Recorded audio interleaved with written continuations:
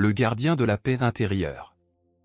Méditation, sérénité, sagesse zen, calme intérieur, éveil spirituel.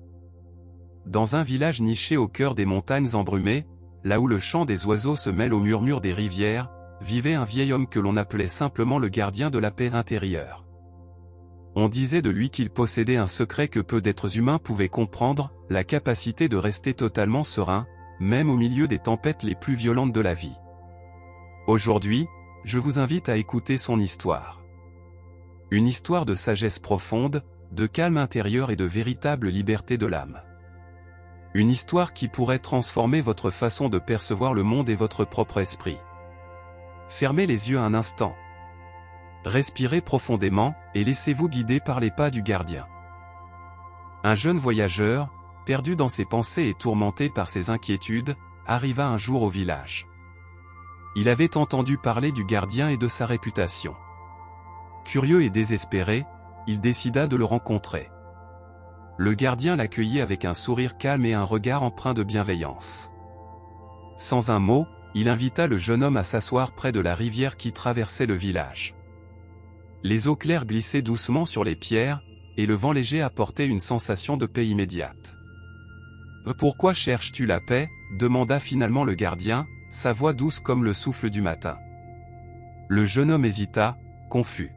« Je suis inquiet, je ne trouve pas de repos dans mon esprit. Les souvenirs, les regrets, la peur, tout me tourmente. » Le gardien acquiesça. « Alors, assieds-toi et observe, la rivière ne lutte pas contre les pierres, elle les contourne simplement. La paix ne se trouve pas dans la lutte, mais dans l'acceptation et la présence. » Un silence s'installa, lourd de sens. Le jeune voyageur sentit une étrange chaleur envahir son cœur, comme si le poids de ses inquiétudes commençait à fondre doucement. Le gardien ne parla plus pendant un long moment. Il invita simplement le jeune homme à fermer les yeux et à écouter les sons de la nature autour de lui, le clapotis de l'eau, le chant des oiseaux, le bruissement des feuilles dans le vent. « La paix commence par le silence », murmura le gardien. Non pas un silence imposé, mais un silence qui naît lorsque l'esprit cesse de courir après ce qui n'existe pas. Le jeune voyageur inspira profondément, et pour la première fois depuis longtemps, il sentit son cœur ralentir. Les pensées qui l'assaillaient semblaient moins importantes, moins urgentes. Il commença à comprendre que la paix n'était pas un lieu, mais un état d'être, un refuge que l'on peut trouver en soi-même. Le gardien posa doucement sa main sur l'épaule du jeune homme. Chaque émotion, chaque inquiétude, chaque regret est comme une pierre dans la rivière. Ne lutte pas contre elles. Observe-les, laisse-les passer. C'est ainsi que ton esprit deviendra clair et tranquille. Et à cet instant, le jeune voyageur comprit que la paix n'était pas un trésor à trouver à l'extérieur, mais une flamme fragile à protéger en lui-même. Les jours passèrent, et le jeune voyageur resta auprès du gardien. Chaque matin, il méditait près de la rivière, observant le flux de l'eau et la danse des feuilles dans le vent. Mais malgré ses efforts, son esprit continuait parfois de s'agiter. Un jour, le gardien l'emmena sur un sentier étroit menant à une cascade rugissante. L'eau tombait avec force, créant un vacarme qui semblait impossible à ignorer. « Vois-tu, » dit le gardien, « la vie est comme cette cascade. Parfois, le bruit et le tumulte semblent écraser tout ce qui est calme en toi. La paix ne disparaît pas, elle est là, même derrière le bruit. Apprends à l'écouter malgré tout. » Le jeune voyageur ferma les yeux et inspira profondément. Il sentit le vacarme autour de lui, mais aussi le silence intérieur qui persistait malgré tout. Ce fut une première victoire, il avait compris que la paix ne dépendait pas des circonstances extérieures, mais de sa capacité à rester présent et centré. Avec le temps, le jeune voyageur commença à comprendre que la paix intérieure ne se limitait pas à la méditation ou au silence. Le gardien l'emmena dans le village et lui montra la vie quotidienne, les commerçants, les enfants qui jouaient, les habitants qui se disputaient parfois pour de petites choses. La vraie paix, expliqua le gardien, ne consiste pas à fuir le monde. Elle consiste à agir avec calme et conscience, même lorsque le monde autour de toi semble chaotique. Le jeune voyageur observa les habitants avec un regard nouveau. Il réalisa que ses réactions automatiques colère, frustration, anxiété n'étaient que des voiles obscurcissant sa tranquillité. Il commença à répondre avec patience et attention, et chaque geste conscient lui apportait une sensation de légèreté intérieure.